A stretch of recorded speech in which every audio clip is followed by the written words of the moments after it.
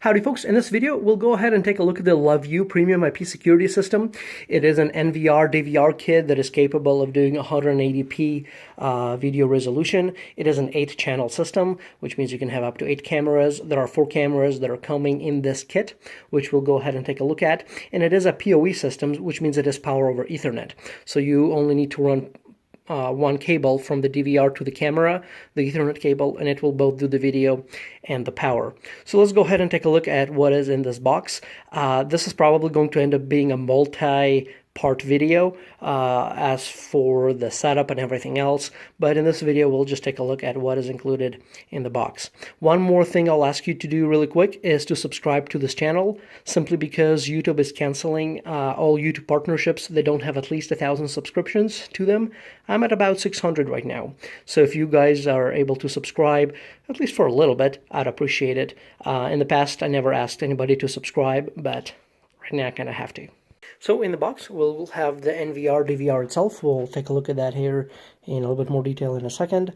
We'll have 4 count of the Cat5e Ethernet cable. Each one is 100 feet.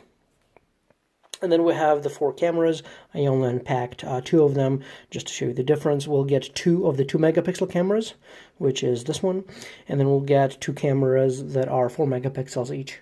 As I mentioned earlier, this DVR NVR can do 8 channels, so you could get 4 additional cameras. You'll just get some more Ethernet cable, and you'll go ahead and connect that to the NVR. In the box here, we'll have an Ethernet cable to connect the NVR to your router, to your network. You'll have a mouse for it. You'll have a HDMI cable, so you can connect a monitor to it.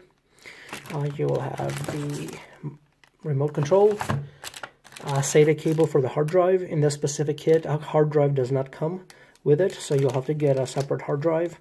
And then we have a SATA cable here, and we will also have the screws for the hard drive. We also have the NVR guide and the manual.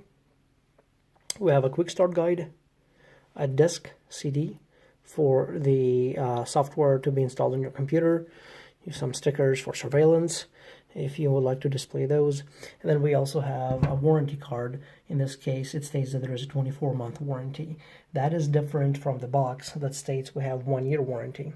So hopefully the 24-month remark in the card is more accurate than what's on the actual box itself. So taking a little bit more detailed look at the NVR DVR here, in the front we will have kind of the number pad with the shift status keys right above them. So you have the shift key right there, so it has some additional operational options. We'll have the status lights, power, hard drive, the transmission information, ready state, alarm, status, and then we'll also have the arrows with an enter key in the middle. And then we'll also have a USB key, a USB port. So in the back, you have the power connection. The power cord is about maybe 4 or 5 feet long, so it's not that long. If your unit is further out from an outlet, you may have to get another cord or an extension cord. You'll have the LAN connection. This is what is going to your router. And then you have a USB 3 port here, HDMI or a VGA connection to the monitor. If you do have external audio into the system, this is where you can connect it. The cameras themselves are not coming with a microphone built in to them, so you will have to get your own audio source if you choose to do so, or get a camera that has a microphone built in. And then here you will also have the Ethernet ports for the camera. It is PoE, so it is power over Ethernet, so you do not have to use a separate power into the cameras. And if we take a look at the cameras, I'm going to move it here so that I don't drop it or break it. I don't want my new camera to be already in pieces. They're powered by the Ethernet cable, so that you do not need an additional power running to them. If you want to, you can do that. If you're unable to do power over Ethernet for some reason, then you can plug in a separate power source here. But otherwise, the cable goes right here. Let's go ahead and look at both of the cameras. They're very similar but are slightly different between the 2 and the 4 megapixel ones. So this one is the 4 megapixel camera, the one on the right. and next to it is the 2-megapixel camera on the left. Both of them are attached using the 3-screw setup base, which is the same on both versions. Let's also take a quick look at the contents of the items that are coming with each camera. We have a sticker, what appears, or at least a peel-off sticker that you can mount it to the place where you'll be putting the cameras at, and has a template where to make the holes for the screws. Looks like we have a set here, 3 screws and 3 anchors for the camera. Probably a good idea to make a copy of this just in case you screw one up. I know I'll make several copies just in case.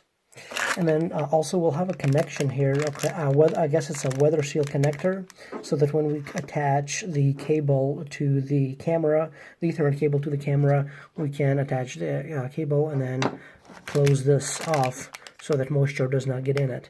If you do have this connection perhaps internally into the wall, maybe you don't need to do it, but in case this connection is going to be external somewhere, it's probably a good idea to use this.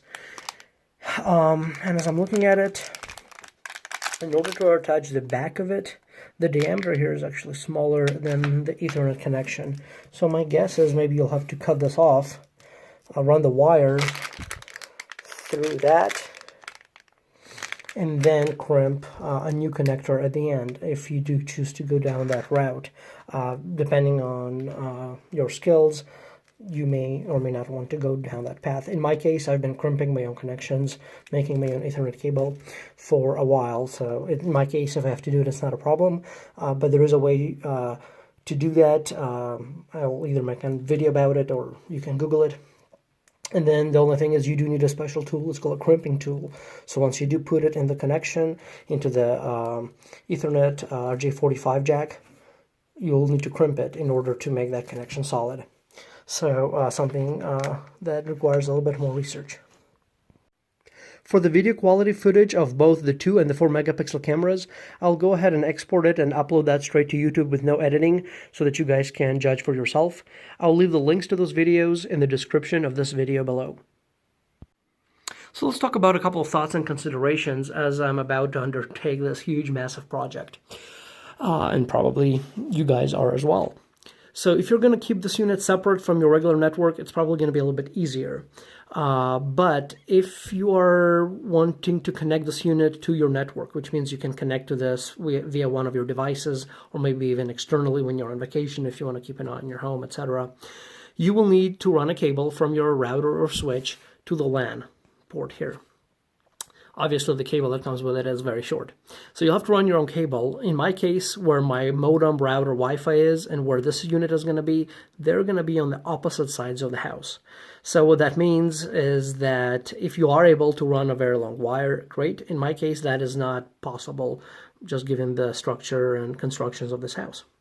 So I'll have to relocate my modem and router, in my case, to a central part of the house, which is a good idea. I wanted to do it for a long time anyway. Now it's just a good time to do it. And then from that central part of the house, I am able to run a wire from the router to the unit here.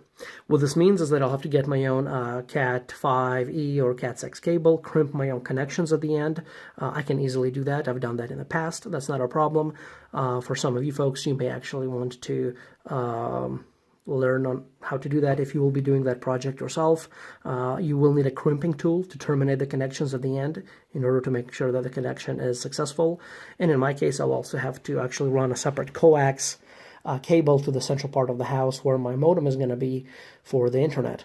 And I'll also have to learn how to create my own coax and connection. I should be able to do that without a problem. I will have to buy a couple of tools to do that.